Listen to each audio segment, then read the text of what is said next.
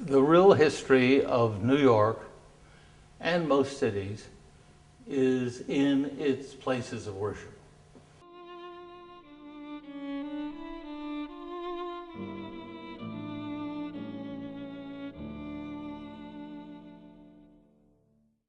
Whenever people tell me, oh, there's too much preservation, well, that's all you have to tell them. There's only one building built before the Revolution that stands.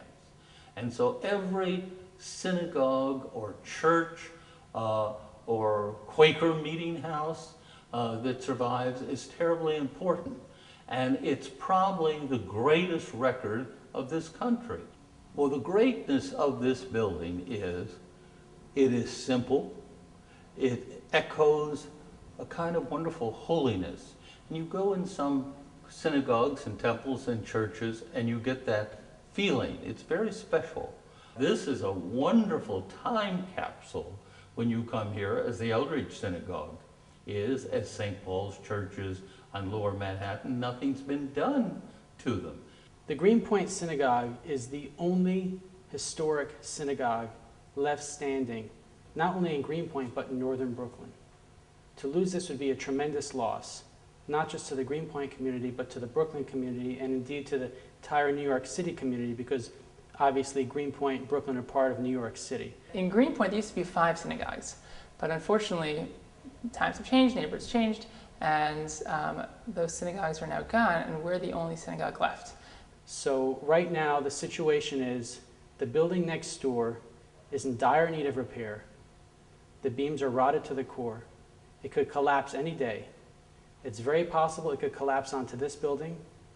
It could collapse onto the building next door, either hurting people or damaging the structure.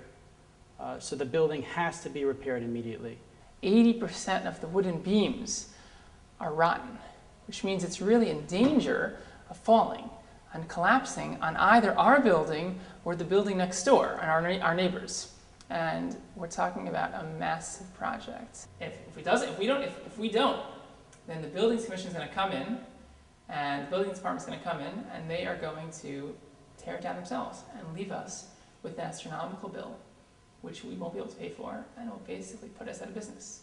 We won't have any more funds for anything, and we'll have to close down. We're in, honestly, many dire financial situations. It's very difficult to raise money for a synagogue in a community that doesn't have a lot of financial means. And it's very hard to raise money for a community that is from people who don't belong to that community. They say, you know, I'll never go to this shul, why should I support you? This shul is the one shul that serves basically the non-Hasidic community from Orthodox through, I guess, Reform and otherwise, yeah. So I think that would be very hard for people. They would have no place to turn to. If this shul couldn't continue, if it had to be taken down, I think that would be really tragic. First of all, the building's been here for over 100 years, and the continuity in this neighborhood is very important to keep. The building is landmarked as it is, at least certainly the one that's used right now. And it would be a shame from a building's perspective, from a landmark's perspective, from a community perspective, to lose an icon like this in the neighborhood. People in New York are lonely, and that's the other great thing these buildings do. They give you a sense of community. And our life is being born, it's being confirmed, it's being given a bar mitzvah or a confirmation, and being buried, death.